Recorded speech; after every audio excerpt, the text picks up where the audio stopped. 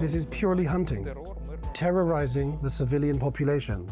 My friend and I got burns because we had to run out through the flames. And today their logic is just to keep the population in fear. The vast majority of Russians is very sick in the head. Kherson, southern Ukraine. There's plywood over every window shop.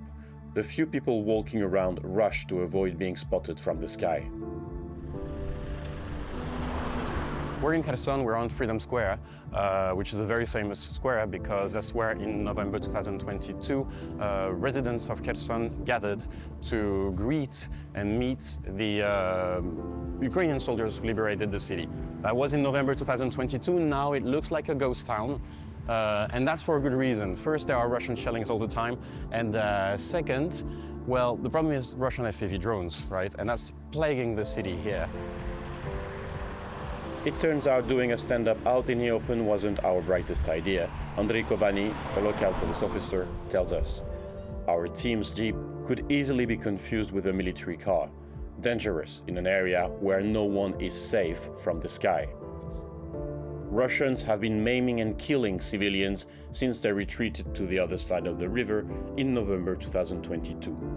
Last August alone, Russian military forces attacked settlements in the region with drones no less than 2,200 times. Some have begun calling it a human safari, and the hunt is open. In this footage, it's clear that the drone pilot has spotted a civilian and decided to finish him off with a grenade, while the victim, obviously wounded, runs for cover. Cars, bicycles, even passers-by, everything is a target for the Russians, as long as it moves and they can train on them. Russian drone operators usually record their attacks and share them on Telegram with some funny emojis to add insult to injury.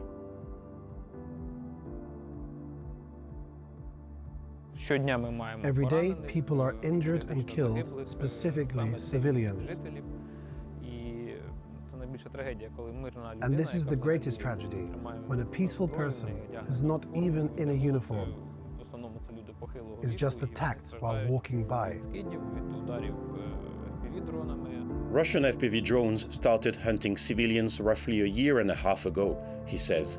Most recently, Russian forces attacked a civilian car near Harelivka village with a drone, killing 2 people and wounding 2 others. This is purely hunting, terrorizing the civilian population. When an elderly person riding a bicycle or simply walking down the street is hunted by a drone, what else can you call it?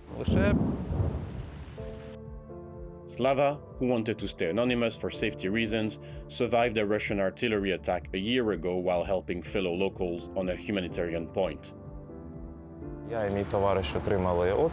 friend and I got burns because we had to run out through the flames.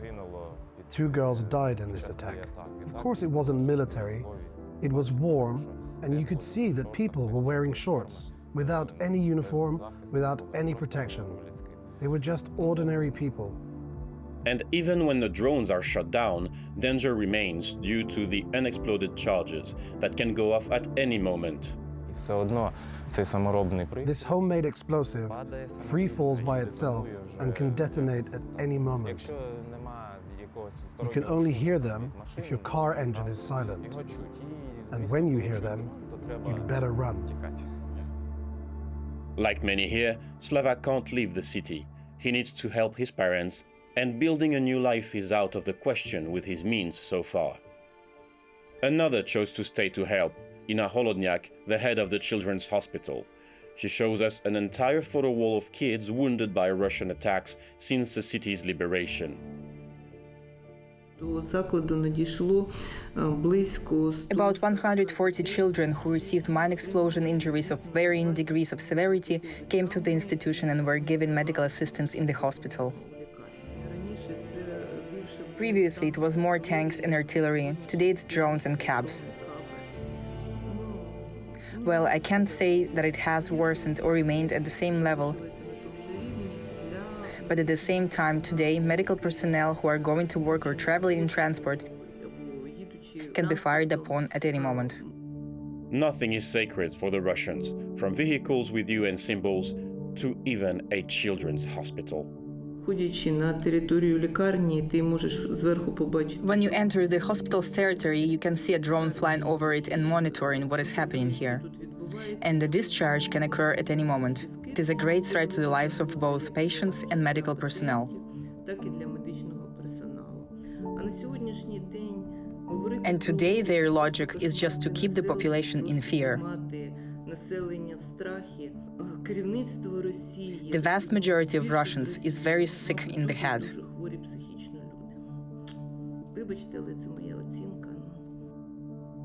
A bulletproof vest and a helmet are lying near her desk.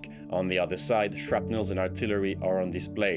This has become the new normal in this children's hospital, and she considers it her duty to stay. Ну, там, де гаряче, там, де біль, When there's a там, fire, де where there's pain, потребують. where people need help, that's our profession. As we're heading out of Kherson and checking the sky, we leave a city that has become a ghost town.